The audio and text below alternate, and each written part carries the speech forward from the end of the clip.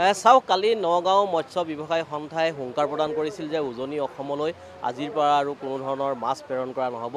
সম্পূৰ্ণ পূৰ্ববংগীয় মূলৰ মানুহৰ হাততেই মাছৰ ব্যৱসায়টো আছে বুলি উল্লেখ কৰি দম্ভালি মাৰি নগাঁও মৎস্য পালক সন্থাই যি ঘোষণা কৰিছিল সেই ঘোষণাৰ পিছত শিৱসাগৰত কি পৰিৱেশ আমি এই মুহূৰ্তত দেখাব বিচাৰিছোঁ। সতীৰ্থে বলিনে দেখাব যে এই মুহূৰ্তত নগাঁৱৰ পৰা এনেধৰণৰ 3খন মহিন্দ্ৰ গাড়ী আহিছে। 3খন গাড়ীতে প্ৰায় 3 কুইণ্টেল 4 কুইণ্টেলকৈ মাছ আহিছে আৰু শিৱসাগৰৰ যি কেন্দ্ৰীয় বজাৰ সেই কেন্দ্ৰীয় বজাৰত এই এটাইকেইখন গাড়ী আহি ইয়াত উপস্থিত হৈছে আৰু মাছ ইতিমধ্যে ইয়াত প্ৰেৰণ কৰি ইয়াৰ ব্যৱসায়ীসকলৰ হাতত প্ৰদান কৰা হৈছে। আমি কথা পাতিবলৈ চেষ্টা কৰিম। আপুনি ক'ৰ পৰা আহিছে?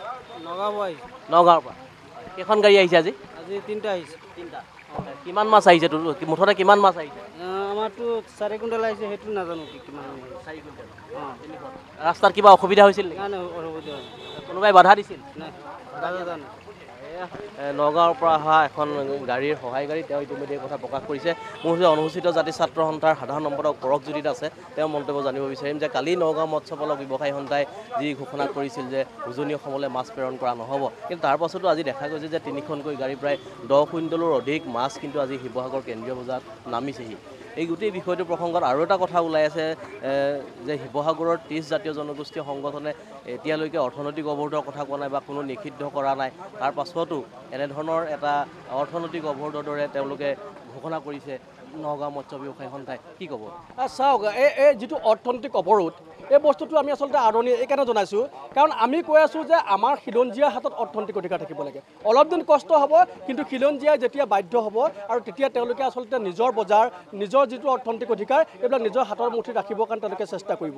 আপোনালোকে দেখিলে যে নগাঁও কালি মীন পালকসকলে কি ক'লে যে আমি উজনিলৈ মাছ নপঠাওঁ, বিশেষকৈ শিৱসাগৰ আৰু তিনিচুকীয়ালৈ মাছ নপঠাওঁ। আমি কৈছোঁ যে তোমালোকে যদি মাছ নপঠোৱা আমাৰ লাভহে হ'ব, আমাৰ কোনো লোকচান নহয়। আৰু তোমালোকে যদি মাছ যদি নপঠোৱা তেতিয়াহ'লে তোমালোকৰ ব্যৱসায়তে ক্ষতি হ'ব। কিন্তু আমি আজি দেখা পালোঁ যে তেওঁলোকে আজি মানে 2-3খন গাড়ী শিৱসাগৰলৈ পঠাইছে আৰু আজি ইয়াত আহি তেওঁলোকে মাছ ইয়াত দিছেহি। কিন্তু আমাৰ কথাটো স্পষ্ট যে নগাঁৱৰ মাছ নাখালেও শিৱসাগৰবাসী ৰাইজ জীয়াই থাকিব পাৰিব। বৰঞ্চ নগাঁও সেইসকল মীন পালকক আমি প্ৰত্যাহ্বান জনাইছোঁ, যদি আপোনালোকে মাছ নপঠায়, শিৱসাগৰৰ প্ৰতি ঘৰ মানুহৰ ঘৰে ঘৰে পুখুৰী আছে, শিৱসাগৰত নদ নদী বিল জলাশয় এইবিলাকত মাছ ভৰি আছে, এইবিলাকৰে আমাৰ উজনি অসমৰ মানুহ চলিব।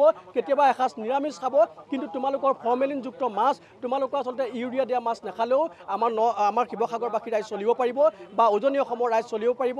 আৰু এটা কথা স্পষ্ট যে আমাৰ থলুৱা যিসকল ব্যৱসায়ী, এই ব্যৱসায়ীবিলাক লাভান্বিত হ'ব আৰু অৰ্থনৈতিক অধিকাৰ আৰু মাছৰ বজাৰখন আমাৰ খিলঞ্জীয়াৰ হাতত থাকিব। আৰু এইটোত আমি আচলতে সুখ প্ৰকাশ কৰিছোঁ। তোমালোকে তোমালোকৰ স্থিতিত অটল ৰাখা আৰু আমি আমাৰ স্থিতিত অটল আছোঁ। ধন্যবাদ জনাইছোঁ। অসমীয়া যুৱ মঞ্চ বিষ্ণু শইকীয়া আছে। বিষয়টো সন্দৰ্ভত কি ক'ব যে অৰ্থনৈতিক অৱৰোধ আপোনালোকে কৰা নাই, 30 জাতীয় জনগোষ্ঠীয় সংগঠনে কৰা নাই, তাৰ পাছতো যি মিয়া হটাও অভিযান বা পূৰ্ববংগীয় মূলৰ মানুহৰ শিৱসাগৰ এৰাৰ যি এটা সময়সীমা বান্ধি দিয়া হ'ল, তাৰ পাছতেই কিন্তু গোটেই ব্যৱসায়টো তেওঁলোকৰ হাতত থকা বুলি, পূৰ্ববংগীয় মূলৰ মানুহৰ হাতত থকা বুলি প্ৰকাশ কৰি তেওঁলোকে এনেধৰণৰ শিৱসাগৰ বা উজনি অসমলৈ মাছ প্ৰেৰণৰ নিষেধাজ্ঞা জাৰি কৰিছে।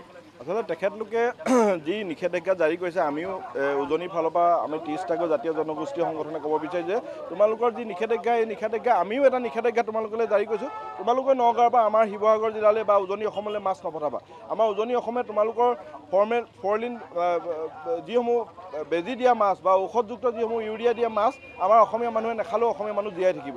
বাৰে বাৰে আমি এই কথা কৈছোঁ যে আমি পথাৰ আমাৰ বজাৰো আমি কৈ আহিছোঁ। অৰ্থনৈতিক যিখন সংগ্ৰাম, এই সংগ্ৰামখন অসমীয়া মানুহৰ হাতলৈ অহাৰ বাবে আমাৰ এই সংগ্ৰাম, ৰাজনৈতিক যি সংগ্ৰাম, এই খিলঞ্জীয়া মানুহৰ অস্তিত্ব ৰক্ষা যি সংগ্ৰাম, এই সকলোবোৰ অসমীয়া মানুহৰ হাতত সুৰক্ষিত হৈ থাকিলেহে অসমীয়া জাতিটো জীয়াই থাকিব। গতিকে আমি যিখন সংগ্ৰাম অব্যাহত আছে, তেখেতলোকে এই সংগ্ৰামখনত মাছ মাংস খোৱাৰ প্ৰতিযোগিতা বুলি ভাবিব নালাগে। আমি মাছ খোৱাৰ প্ৰতিযোগিতাও আমি কৰা নাই। মাছতকৈ অসমীয়া জাতিটো কেতিয়াও কোনোপধ্যে ডাঙৰ হ'ব নাই। আমাৰ যিসকল থলুৱা যুৱক যুৱতী আছে, তেখেতলোকে মীন পালন কৰিব, তেখেতলোকে মাছ উৎপাদন কৰিব। দুদিনমান দেৰি হ'ব, দুদিনমান অসমীয়া মানুহৰ কষ্ট হ'ব, কোনো কথা নাই। কিন্তু জাতিটো সদায় আগত, যিহেতু জাতিৰ কথা যেতিয়াই আহে অসমীয়া মানুহে মাছ মাংস সকলো এৰি দিব।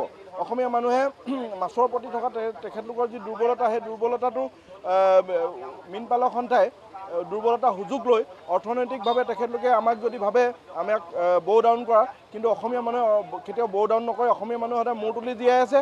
যেনেকুৱাই বিপদ নহওক, যেনেকুৱাই অসমীয়া জাতিলৈ ভাবুকি নহওক, অসমীয়া মানুহে সদায় মূৰ তুলি জীয়াই থাকিবলৈ চেষ্টা কৰিব। আন এটা প্ৰসংগলৈ আহিছোঁ, মাছৰ প্ৰসংগটো বাদ দিছোঁ এই মুহূৰ্তত, যে আপোনালোকে 10 এটা দাবী চনত প্ৰকাশ কৰিছিলে, 10টা দাবী জনাইছিল। তাৰ ভিতৰত এটা গুৰুত্বপূৰ্ণ দাবী আছিল যে বহিৰাগত ব্যৱসায়ী প্ৰতিষ্ঠানবিলাকৰ যি নামফলক অসমীয়া ভাষাত লিখিব লাগে। আজি তেনেধৰণৰ এটা কাৰ্যসূচী আপোনালোকে ৰূপায়ণ মূল্যায়ন কৰাৰ কথা আছে কাৰণ সেই ঘটনা সংঘটিত হৈ যোৱাৰ পিছত বা 19 তাৰিখে ৰনোজ পেগুৰ উপস্থিতিত এক সিদ্ধান্ত গ্ৰহণ কৰাৰ পিছত আজি পৰ্যন্ত কিন্তু বহিৰাগত ব্যৱসায়ী প্ৰতিষ্ঠানবিলাকত অসমীয়া নাম ফলক ওলমা নাই আমি ইতিমধ্যে বিভিন্ন ব্যৱসায় সন্থাক আমি এটা সময়সীমা বান্ধি দিছোঁ তেখেতলোকক এই নাম ফলকসমূহ অঁতৰাই অসমীয়া ভাষাৰ ওপৰত ব্যৱহাৰ কৰিব আমি দাবী জনাইছোঁ আমাৰ এই সংগ্ৰাম অব্যাহত আছে আমাৰ এই সংগ্ৰাম অব্যাহত থাকিব জাতীয় জীৱনলৈ বিভিন্ন ভাবুকি আহিলেও কিন্তু আমি অনা অসমীয়াসকলক বা যিসকল ব্যৱসায়ী আছে যিসকলক আমি নিয়ম বান্ধি লৈছোঁ 10 দিনৰ ভিতৰত যি সেই নিয়মৰ ক্ষেত্ৰত আমি যেনেধৰণে সংগ্ৰাম অব্যাহত ৰাখিছোঁ ভৱিষ্যত দিনতো এনে সংগ্ৰাম প্ৰত্যেকজন ব্যৱসায়ী এটা কথা ভালদৰে শুনি লওক যে তেখেতলোকক আমি অনুৰোধ জনাইছোঁ দাবী ধমকি নহয় তেখেতলোকক আমি অনুৰোধ জনাইছোঁ যে যিসকল ব্যৱসায়ী এতিয়াও বেনাৰৰ ওপৰত অসমীয়া ভাষা ব্যৱহাৰ কাৰণে তেখেতলোকে অতি শীঘ্ৰে অসমীয়া ভাষা ব্যৱহাৰ কৰক